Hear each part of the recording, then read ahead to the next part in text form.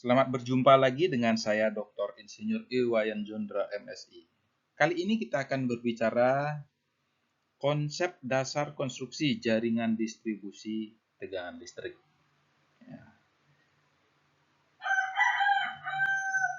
Jadi dalam pertemuan kali ini, dalam presentasi saya kali ini, saya akan menjelaskan bagaimana dasar-dasar pertimbangan konstruksi. Oke. Nah, seperti yang sudah saya jelaskan sebelumnya, inilah sistem ketenaga listrikan secara keseluruhan. Ya. Pada kesempatan kali ini saya akan berbicara tentang ini sistem distribusi di sini yang modelnya radial atau fishbone. Kemudian ini ya dengan model jaringan. Ya. Inilah yang sistem distribusi yang akan menjadi pertimbangan kita. Ini sama-sama sistem distribusi, sama-sama dari satu gardu induk. Tapi yang satu ini adalah sistemnya fishbone atau sistem radial atau sistem pohon. Ada juga yang ini sistem distribusinya menggunakan sistem jaringan. Ya. Oke. Nah, terlebih dahulu saya berbicara dengan fishbone. Mungkin Anda lihat di modul Anda seperti begini gambarnya. Ini gardu induk 150 kV, ini sisi 20 kV-nya ya. Ya, ini ada PMT, kemudian inilah penyulang bentuk fishbone atau bentuk radial ya. Itu atau bentuk pohon ya. Jadi ini bentuknya. Jadi ini SUTM 20 kV ya. Bentuknya ini. Nah, di sini terdapat gardu portal ya, yang titik-titik ini adalah gardu portalnya ya. Itu. Jadi ini gardu portal yang isinya trafo step down, kemudian di bawahnya ada LV board ya, baru kemudian didistribusikan ke distribusi sekunder atau JTR ya. Nah, konfigurasi fishbone ini biasanya dipilih untuk jaringan yang berkembang. Mungkin awalnya pada saat pertama kali dibangun konstruksinya seperti begini ya. Ada cuma 1 2 3 4 5 6, ada 6 gardu. Ya. Kelebihannya yang sistem fishbone ini dia bisa kita bangun gardu-gardu baru kalau misalnya di line-line yang kosong ini ternyata ada konsumen-konsumen baru ya. Nah, ini ada beberapa penambahan gardu-gardu baru ya yang dilakukan di jaringan fishbone ini. Tapi kalau ini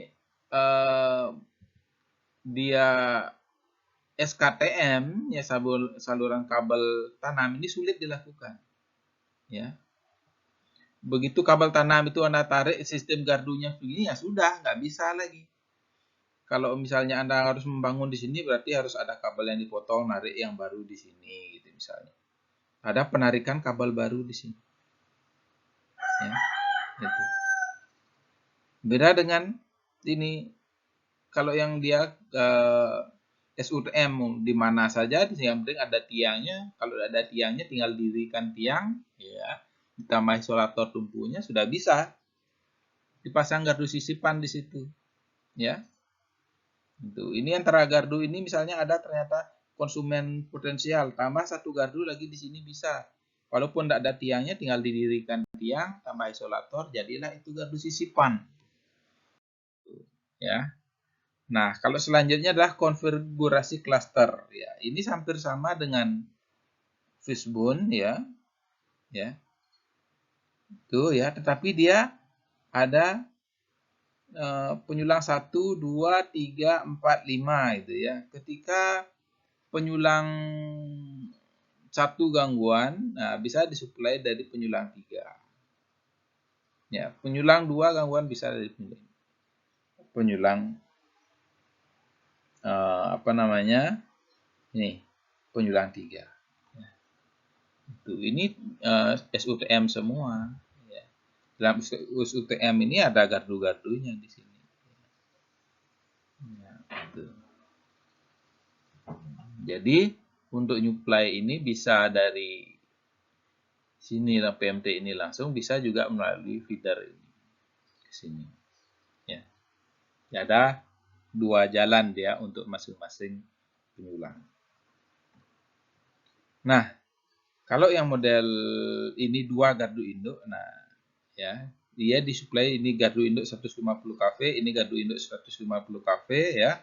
Kemudian GI sisi 20 kV, ini GI sisi 20 kV ya. Jadi ini trafo-trafo distribusinya. Ya, dia bisa disuplai dari sini. Ya, bisa juga kalau misalnya ada gangguan di sini ya, sehingga ini putus, 3 gardu ini bisa disuplai oleh gardu induk 2 ya. Gardu 3 gardu distribusi ya.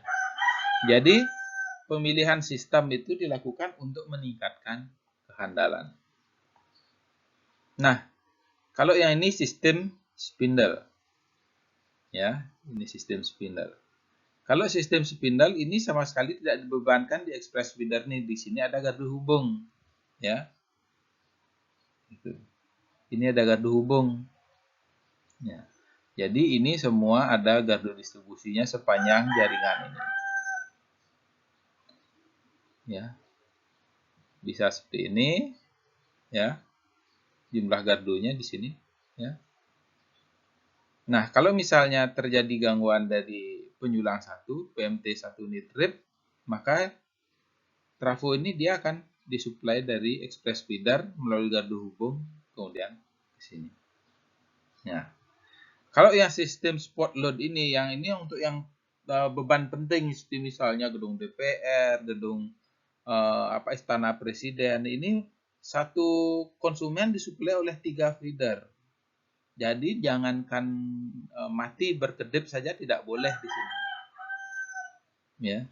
Kalau terjadi gangguan di sini atau mungkin karena sabotase gitu, dia akan suplai dari tempat lain. Ya. Jadi ini sistem spot load. Jadi luar biasa tingkat kehandalannya. Nah, kalau yang sistem mesh atau jaringan ya, ini disuplai oleh beberapa gardu induk. Ini contohnya 2 gardu induk. Ini gardu induk 150 kV, ini gardu induk 150 kV ya. Jadi tegangan diturunkan dari 150 menjadi 220 menjadi 20 kV. Kemudian baru ini gardu induk sisi 20 kV, ini gardu induk sisi 20 kV. Ini penyulang-penyulangnya. Dia bertemu di sini ya. Tuh. Jadi ini dia saling support ini ya. Ini gardu induk 1, gardu induk 150 kV 1 dia mengeluarkan 3 penyulang. Kalau ini gardu induk 150 kV gardu induk 2 ini 2 penyulang. Jadi dia bisa saling support. Misalnya gardu induk ini dalam kondisi normal ini terbuka, ini terbuka, ini terbuka ya, ini terbuka, ini juga. Ya, kalau ini menghubung, ini aja yang terbuka. Ya, kalau misalnya terjadi gangguan di sini, ya, gangguan di sini nih, maka PMT ini akan putus karena suplainya dari sini. Makanya dilakukan manuver beban, ya, sehingga ini gardu ini semua dia padam, ya, padam ini semua yang ada di lingkaran merah ini, ya. Nah, ketika ini padam, ini diisolir ya. Yang terganggu ini diisolir ya dengan membuka DS atau membuka SSO atau dengan membuka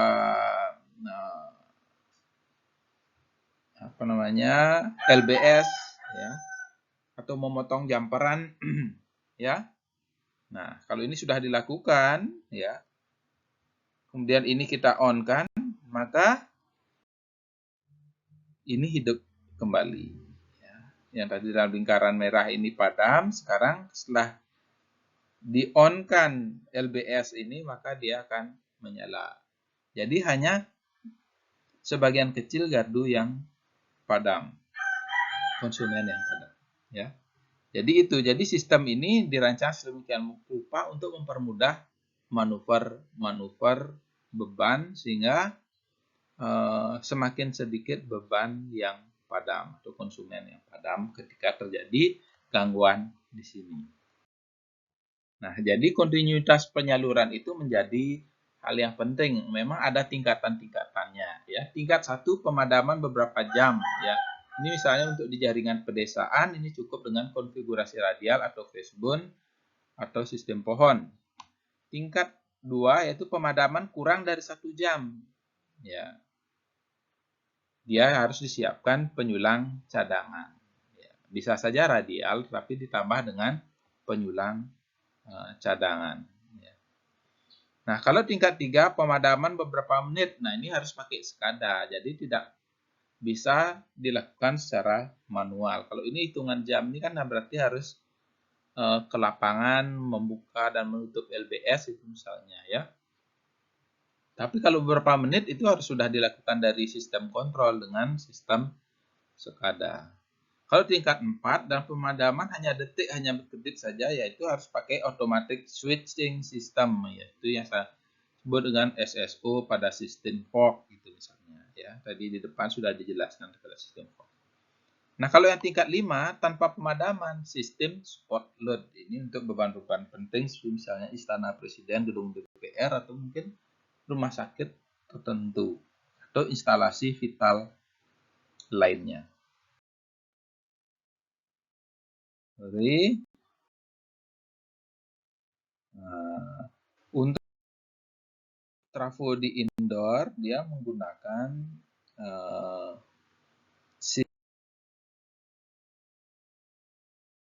elastimol. Nah, ini ya di sisi 20 kV-nya.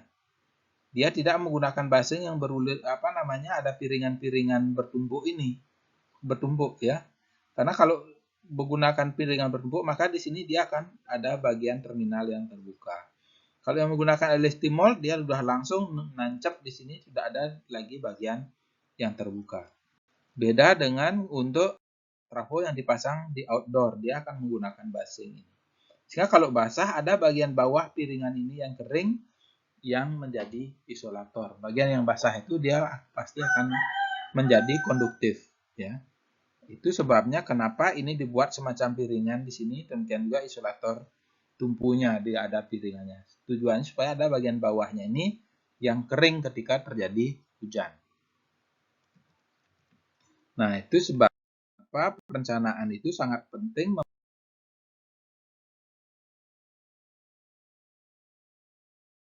kan parameter lingkungan ya.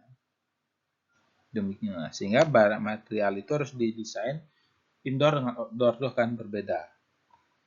Nah, prosedur atau tata cara konstruksi bagaimana proses pelaksanaan material bagus tapi pelaksanaannya tidak bagus, tidak sesuai dengan SOP, maka hasil kerjanya juga akan hancur ya. Kemudian spesifikasi teknis konstruksi. Ini jadi penting. Misalnya tiang harus ditanam 1/6. Kalau dia tiangnya 12 meter, maka dia harus ditanam sebesar 2 meter, sebanyak 2 meter. Agar tidak mudah rubuh dan tidak mudah patah. Nah, kemudahan pemakaian alat kerja. Jadi alat kerja itu harus didesain sedemikian rupa sehingga mudah digunakan. Proteksi terhadap kontaminasi itu yang saya bilang tadi, ketika dia misalnya di dekat di laut, maka dia akan terkontaminasi oleh polutan. Demikian juga yang di daerah tambang, dia akan terkontaminasi oleh debu. Debu ini kalau misalnya dia kondisi lembab, dia akan menjadi penghantar. Dia akan merusak kinerja. Nah, saya kira itu presentasi saya pada hari ini. Tentu untuk lebih detailnya Anda bisa baca di dalam bahan bacaan maupun dalam jurnal-jurnal ya, ataupun referensi-referensi lain yang menunjang presentasi yang sudah saya sampaikan tadi. Terima kasih atas perhatiannya. Semoga apa yang saya sampaikan ini bermanfaat dan membantu Anda memahami dalam perencanaan sistem distribusi hal-hal apa saja yang harus diperhatikan, parameter-parameter apa saja, baik itu lingkungan maupun karakteristik daripada beban, jenis material, dan lain sebagainya. Sekali lagi saya ucapkan terima kasih. Semoga Anda sehat selalu dan presentasi ini bermanfaat bagi kemajuan dunia vokasi.